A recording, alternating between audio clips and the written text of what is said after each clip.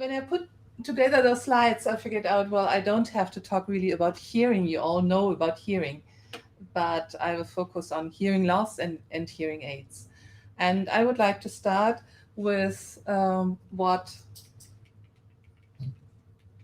this doesn't work. Oh.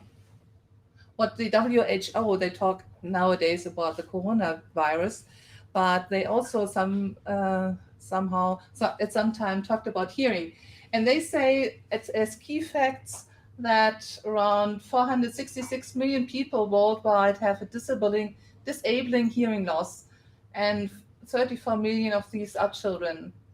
And they estimate that in 2050, about 900 million people will have a disabling hearing loss. The question is really, what is a disabling hearing loss? I will come back to that. And they say also that unaddressed hearing losses pose an annual global cost of 750 billion US dollars. And if those are not treated, well, then you have a great impact on the society. And this is all to summarize. It's an individual, but also an economic and a social burden, hearing loss in general. So, what are the criteria of the WHO? They have this nice picture on their webpage when you look it up. So, they have 4 different grades of hearing loss.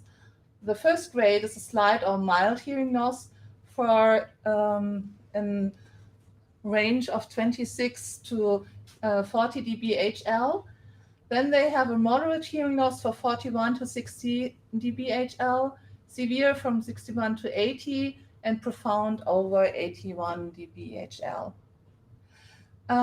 So they have those classes of hearing loss, but when they talk about disabling hearing loss, they are referring to this moderate, severe, and profound region, so above 40 dBHL, not about, they are not targeting for slight or mild hearing losses. On the other hand, when you look in the literature, a lot of hearing impairment definitions are relating to this border, to say this threshold of more than 25 dBHL of hearing loss. And there's also another initiative which is called the Global Burden of Disease. They collect publications on different health issues. And when they talk about hearing or hearing impairment, they are referring to 35 dBHL and above, so a bit less than this 40 dB of WHO. But WHO might change their criteria in the next round of modifications of the classification and go also for 35 dBHL, because it seems that most of those who have that kind of hearing loss might benefit from hearing aids. And this is maybe a target where you can say, well, everybody who has a hearing loss of 35 dBHL or more should have some kind of treatment. And you can discuss what you do with those people between 25 and 35. So what does it mean? It's just a number. And you all know that hearing loss is measured for different frequencies. So this number just is an average number, an average of 4 different frequencies. I'm sorry, I have to get used to this system. The 500 hertz, 1 and 2 and 4 kilohertz, average of the thresholds of those 4 frequencies. This is then the result of that one number, which is published by the WHO and others. So this is normal hearing range, mild, slight or mild, moderate, severe, and profound. But of course, just an average, not in every frequency you have to have that hearing loss. But when you do your psychoacoustic experiments or musical perception experiments, you might even use other numbers and say, well, everybody has to have a hearing loss of not more than 20 dBHL to be regarded as normal hearing. Of course, you're not all referring to WHO. So, it's now about 10 years ago that we were interested in how many people in Germany were really hearing impaired. So we did a larger study. At least for us, it was big data at that time. Although we had only about 3,000 participants in the end. Here you see a nice picture. That's actually my advertisement. That would be the title page of the German Journal of Audiology, the next one, which just in print now. And I'm happy to have that already. This shows 3 different cities. Oldenburg, you know very well because you're here now. Emden is further to the west, near the border to the Netherlands. And Aalen is here in the bottom, just into Baden-Württemberg, in the southern part of Germany. We did our study in those 2 cities, but we were happy to pool our data with those of a colleague from Aalen, and I will come back to that. So we invited inhabitants of those 3 cities, and they were randomly selected, and some parts, about 20%, came actually to our lab and participated in about 1 hour of examination. So in total, about 3,000 adult participants over 18 years of age. And the result in general was, well, about 16% are hearing impaired of those. According to the first grade in the WHO, that means more than 25 dBHL of hearing loss. So we included also those slight or mild people. But if you look for the age dependence, this is shown here. Here are different age groups, and those are the percent of people in the different classes. So less than 25, this is normal hearing, the gray ones. And then there comes this red colors, which has increasing hearing impairment. And when you look for the different age groups, of course, as you might expect, age with increasing age, also the hearing loss is increasing, or the amount, or the percentage of people having hearing losses. Most of them, at least in younger age groups, are mild, but with increasing age, of course, also moderate and severe hearing losses are increasing. So this is one result, and I would like to come look in a bit more detail into those data. We did further analysis on that. One is that we looked for differences in the different cities. Unfortunately, this has some German titles, but I think you can figure that out.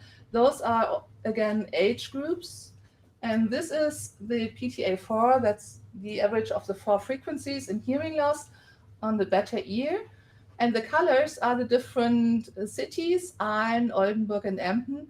And then we pooled all the data together. In general, we have similar results, of course, with increasing age, hearing loss increases. But when you look in more detail, the Oldenburg people are always a bit better in their hearing abilities across age. And you might wonder, what is the reason for that? And why? One of the reasons might be that there are more academic people in Oldenburg. So when you look for income, like you did in one of your slides, or the general health, which is connected also to your education as well as your income, you see that there's really a tendency. What we calculated here are skill levels, which were classified according to the occupation. And here are 4 different skill levels. I think everybody in this room will be in skill level 4. But those people who are responsible for cleaning up this room might be in 1 or 2. So, and when we, oh, sorry, I've printed here the median PTA for the different skill levels, and you see that the hearing loss is decreasing. So for increasing skill levels, you have a lower risk of being hearing impaired. That is the message here. In general, when we look for the occupations, those who are working in manufacturing jobs, they have an increased risk of hearing impairment. And also with your educational degree, with increasing educational degree, your risk of hearing impairment is decreasing. So that's a good message for you. You have a lower risk. We also calculated what will happen in the next years, so to say. And the only criteria which we took here into account are the changes in society, for the age changes in society, so the demographical changes. And we had a population projection from the status, which we used here, and we calculated the prevalence numbers for hearing losses starting from 2015 every 5 years. And what you can see here is that the prevalence rates are increasing, the number of cases with hearing losses are increasing, and on average that's about 1% per 5 years. So that in Germany, the annual increase is approximately 1,500 to 1,600 adults for hearing impairment based on that WHO criterion.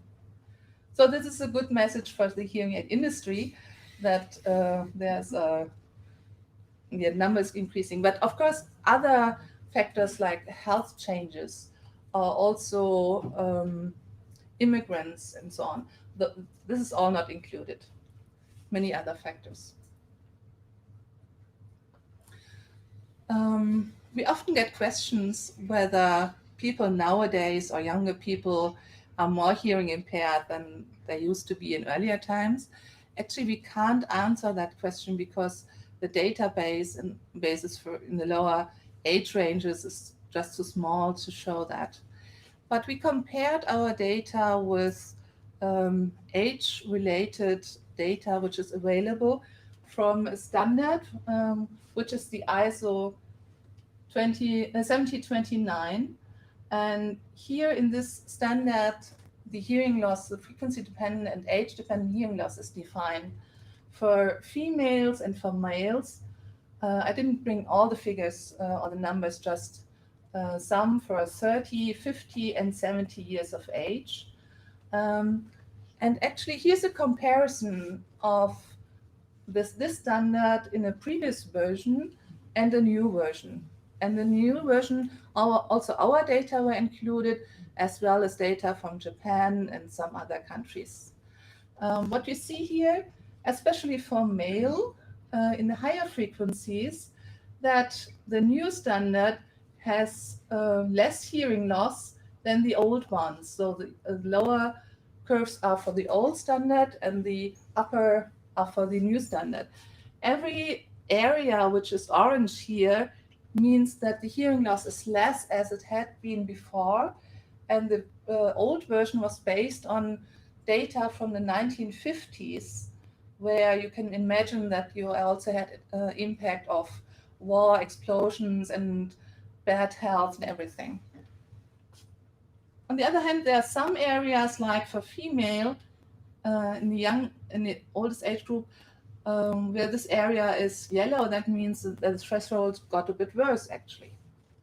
So good message for the male, but mixed message for the female here.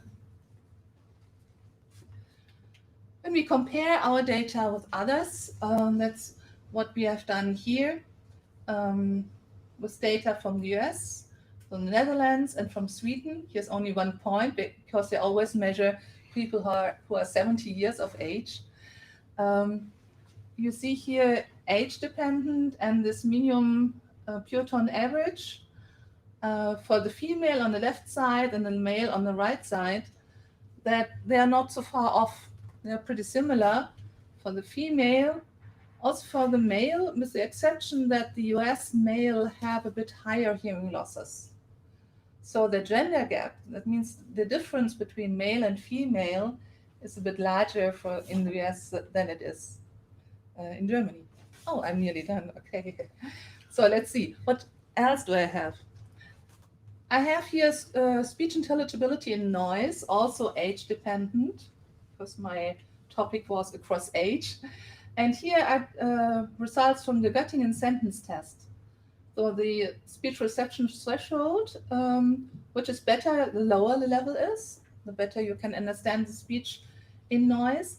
And the dots, the gray dots are for those who are classified as normal hearing, and the colored ones for those who are hearing impaired. So when you see this minus 3 dB might be a sort of threshold in the speech test to distinguish between normal hearing and hearing impaired.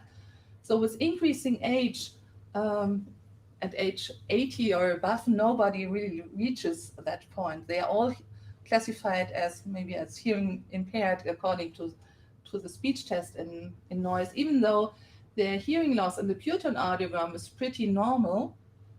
They have increased thresholds here. Okay.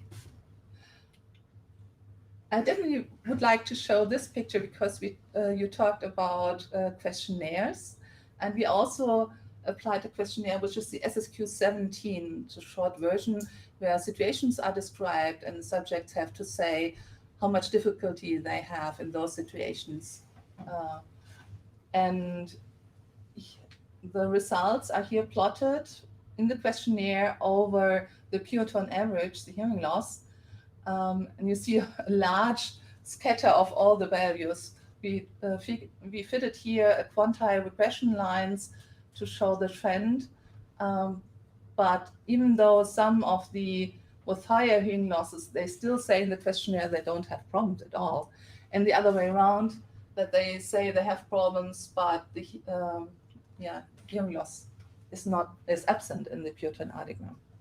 And this is actually something which turned out to be quite interesting when you look over age here for different criteria. When you ask people whether they have hearing problems, this is the green line here. Percentage of people who say they have hearing problems increases with age, but much less than those criteria, those other criteria all derived from the pure tone audiogram or from the speech result, like the WHO criteria or the global burden of disease, or from the speech tests. So younger people tend to tell you earlier that they have hearing problems, but you cannot measure that. And older people say, oh, I'm quite doing fine. I don't have a problem. Also, you see here the percentage of hearing aids. And when you ask, do people really have hearing aids? How large is the market? How many people are out there with hearing loss who don't have hearing aids? Then you would say maybe this WHO criteria 2 from 40 dB of 40 dB HL might be most similar. If you say, well, you regard everybody starting from 25 dB as being hearing impaired, that's the blue line, then you have a higher percentage of people who don't have hearing aids. But those are all those people who have a slight or mild hearing loss. And they might not recognize that they have one. So the best, I'm running. Best criteria when you look for who has hearing aids, who has adopted hearing aids, is actually the pure tone average the pure tone audiogram. This is the ROC curves, which is the far most in the corner. That means this is the best criteria which we had for estimating whether they have hearing aids or not. Sorry. Let me skip this one. Just this last one from our data, again from Oldenburg, Emden, and Aalen. We looked those people who have hearing aids. What is their hearing loss? And we saw that there's really a difference. So the Oldenburg people here, the dark blue ones, they have a lower hearing loss on average when they have hearing aids. We cannot say when they go to the acoustician because we just have a cross-sectional study at the moment and we see they have hearing aids or not. And on average, the Oldenburg people had a less hearing loss than those in Aalen, and it's a huge difference, 10 dB of difference. So the Oldenburg people, maybe there's so much in the newspaper about hearing research in Oldenburg, that they go earlier to the acoustician and get hearing aids.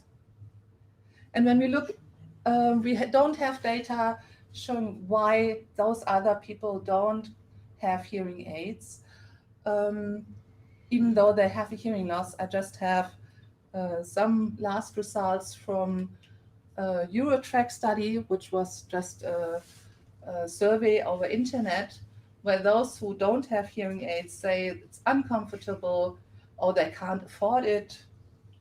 And when you look further into it, the non-owner, they know really more or less nothing. They don't even know that they can get a hearing aid for free in Germany. And then when they get hearing aids, that's maybe they were asked why did they get hearing aids. Sorry, the hearing loss got worse. This is the most important criterion. And the ENT doctor, the ENT or the ear doctor or the spouse said that they need something. Then they go. So for summary, approximately 16% of the adult German inhabitants, or approximately 50% of those from 70 years of age, are hearing impaired based on that criteria. So when you go next time for a family gathering, your grandparents, every second one of those maybe need a hearing aid. This share is increasing due to demographical changes. The hearing loss in the pure tone audiogram is a better predictor for hearing aid adoption than speech intelligibility and noise.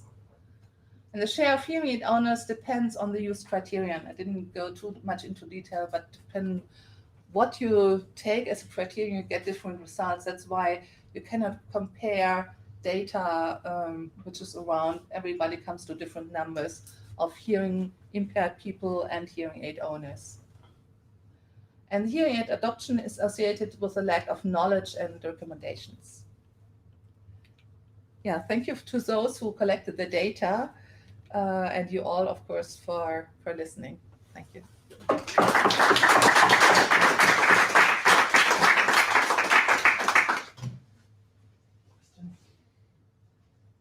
had a question regarding the summary that you mentioned that the pure tone audiogram is a better predictor for hearing aid adoption, so than speech intelligibility in noise. So that means that these people that understand in noise situations, they need a hearing aid, even though they perform well in challenging situations? No, no, we can look from our data who has hearing aids and who has not hearing aids, and we can look for the pure tone audiogram, and we can look for the results in the speech test. And this is this receiver operating curve who shows that dependency. So can you distinguish between non-owners and owners of hearing aids based on a certain threshold in the pure tone audiogram or a certain threshold in the speech test and noise? And for that, the pure tone audiogram is a better predictor. It's somewhat counterintuitive, right? Because you would say people go to the audiologist only when they don't understand speech anymore. Yeah, but of course you can question whether the speech test result is really a good predictor of the experiences in everyday life. It's the Göttingen sentence test, which is good because it has natural sentences, but this is administered in stationary noise. So is this really relevant for everyday life? Might the other factors be? Isn't the causality the other way around? That those people who have hearing aids, they got diagnosed with a pure tone audiogram by the acoustician almost certainly, and that's why they have one now? So well, you're replicating what the diagnosis said?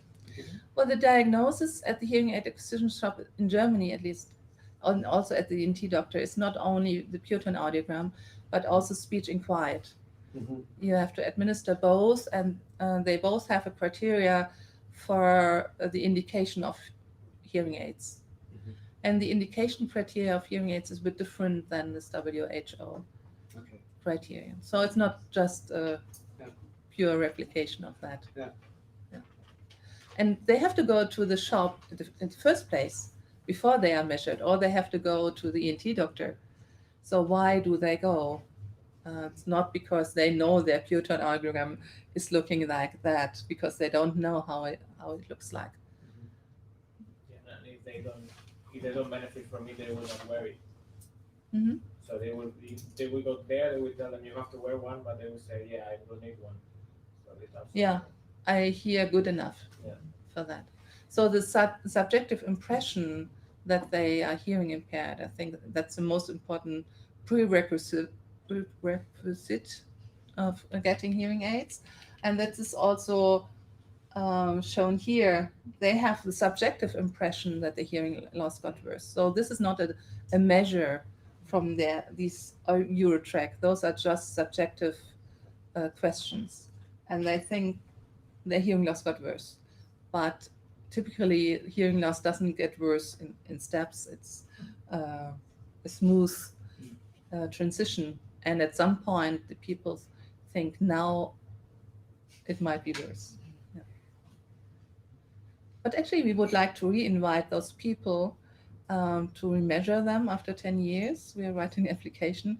And I had the idea maybe we should ask also for some musical abilities. I will look up your questionnaire, because that might be related also to speech and noise and maybe other factors.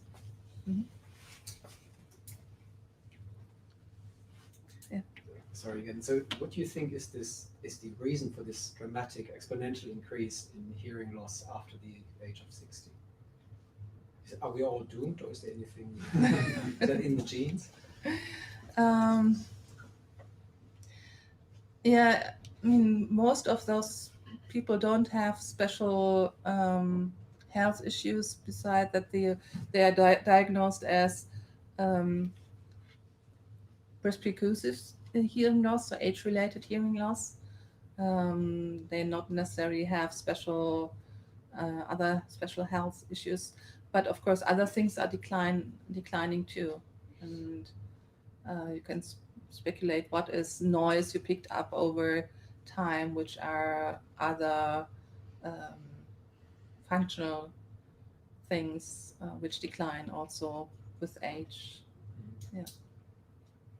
But it's typically they're put all in one box as being age-related hearing loss.